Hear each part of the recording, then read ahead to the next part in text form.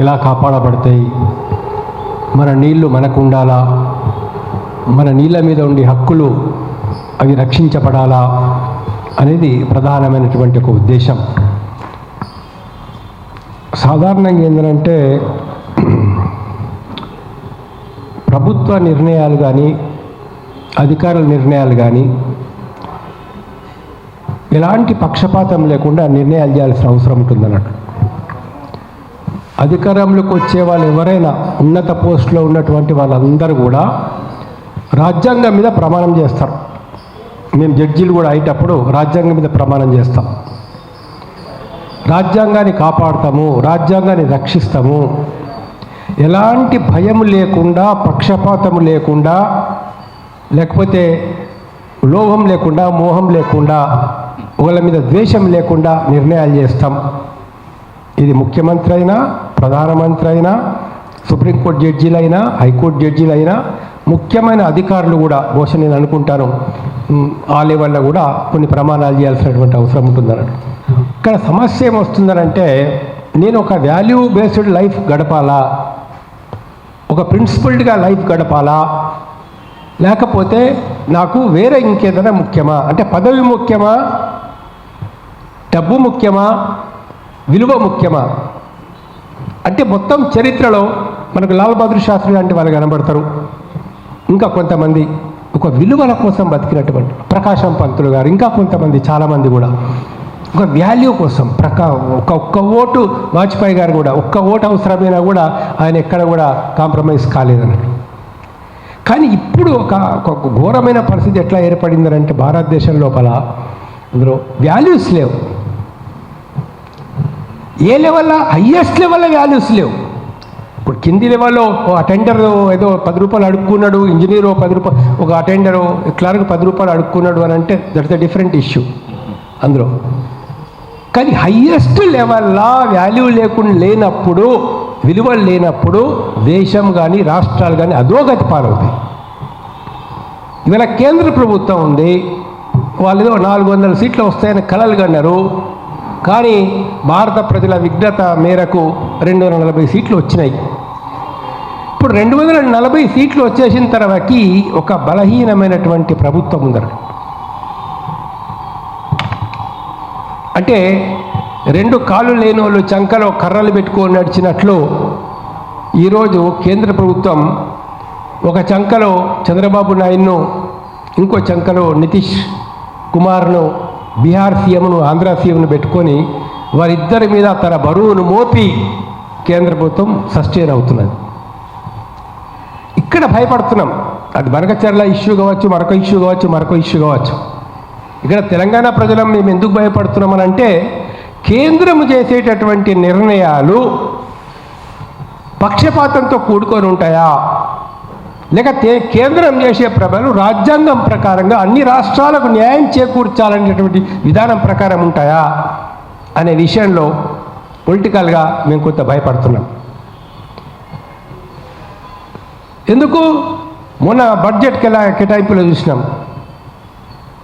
ఆంధ్రాకి ఎంత బడ్జెట్ కేటాయించారు, బీహార్కి ఎంత బడ్జెట్ చేయించారు, వాళ్ళు ఏ ప్రాజెక్ట్ అడిగారు, ఏదే శాంక్షన్ చేసింది కేంద్ర ప్రభుత్వం.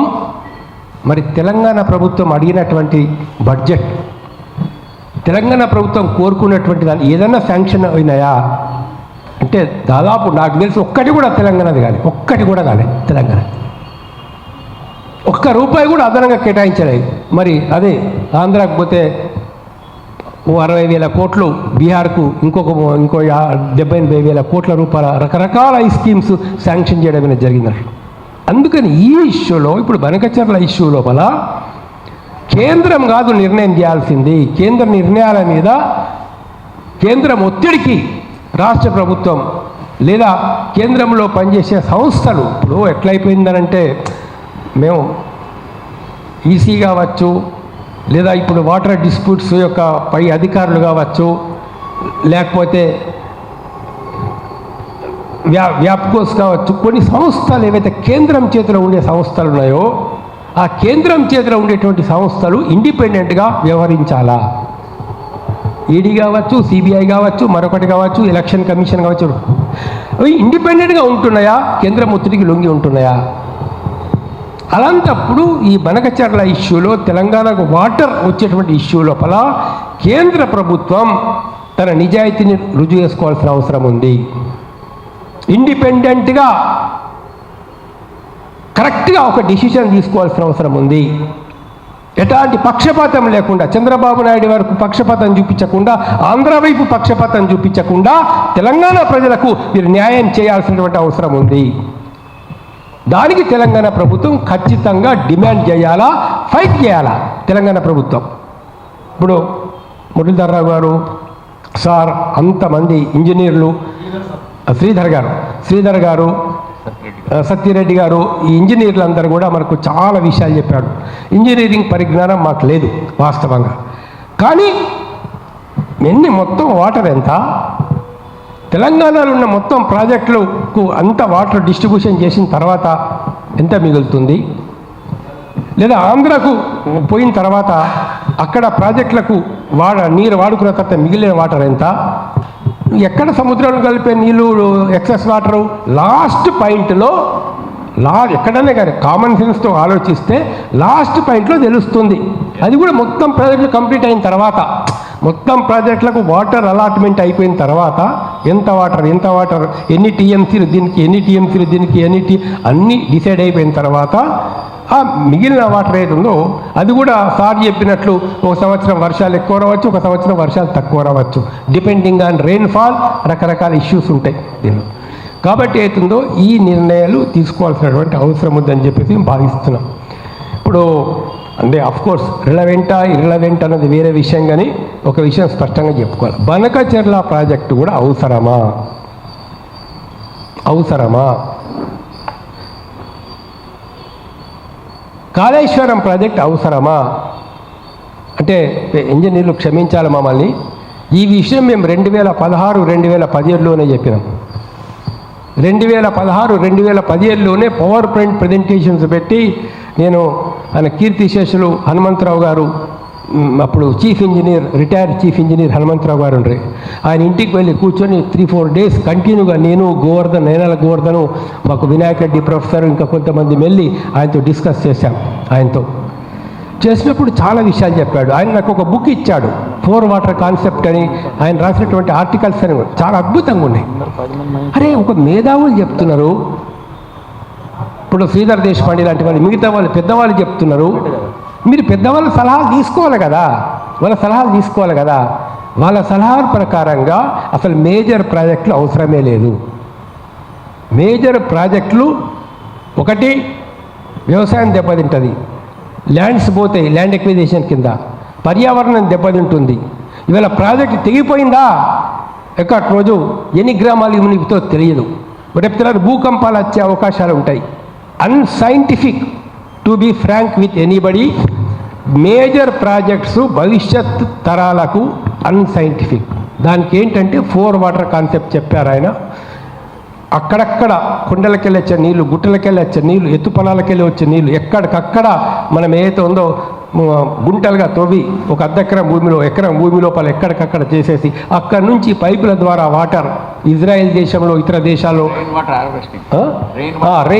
రెయిన్ వాటర్ హార్వెస్టింగ్ అంటారు దాన్ని, సార్కు తెలుసు. ఆ రెయిన్ వాటర్ హార్వెస్టింగ్ పద్ధతి లోపల అవుతుందో మనం చేసినట్లయితే మనకు అన్ని పొలాలకు నీళ్ళు వస్తాయి, ఇంత ఖర్చు అవసరం లేదు. రెండవ విషయం ఏదైతుందో అంటే ఈ రాజకీయ నాయకుల యొక్క అతి తెలివితేటలు ఎట్లయిపోయినాయి అంటే, ఒకటా రాజ్యాంగానికి కట్టుబడి ఉండడం లేదు, రెండవదా రాజకీయ ప్రెషర్లకు లొంగిపోయే పరిస్థితి ఇక్కడ, మూడవదా ఎంత స్వార్థం పెరిగిపోయిందనంటే ఎవడబ్బా సొమ్ము ఇవాళ. అరే నాకు ఆశ్చర్యం వేస్తుంది, 600 కోట్లట ఒక ఇంజనీర్ దగ్గర దొరికేది, 300 కోట్లట ఇంకొకటి దగ్గర దొరికేది, ఇంకోటి దగ్గర 200 కోట్లట. అరే ఏమి చేస్తే వాడు ఒక 50 కోట్లు సంపాదించాలా? ఏమి చేస్తే 50 కోట్లు సంపాదించాలండి చెప్పండి? ఏమి చేస్తే 50 కోట్లు సంపాదించాలా? రోజు ₹1 ఎవడు సంపాదిస్తాడు? ఎవడు సంపాదిస్తాడు? అంటే మరి ఇవి చిన్న చేపలు నా దృష్టిలో అయితే, చేపలే ఇవి. చేపల కడుపులోనే ఇంత దొరికితే తిమింగళాల కడుపులో ఎంత దొరకాలా? కాబట్టి రాష్ట్ర ప్రభుత్వానికి మేము విజ్ఞప్తి చేస్తున్నాం ఇక్కడ, అది ఏ కమిషన్ అయినా కావచ్చు, ఏ కమిషన్ పెట్టారో ఏం పెట్టారో మాకైతే తెలియదు. ఆ కమిషన్ ఏం రిపోర్ట్ ఇస్తుందో కూడా మాకు తెలియదు. దాని లోపల అక్కడ ఏం ఎవిడెన్స్ ఉందో మాకు తెలియదు.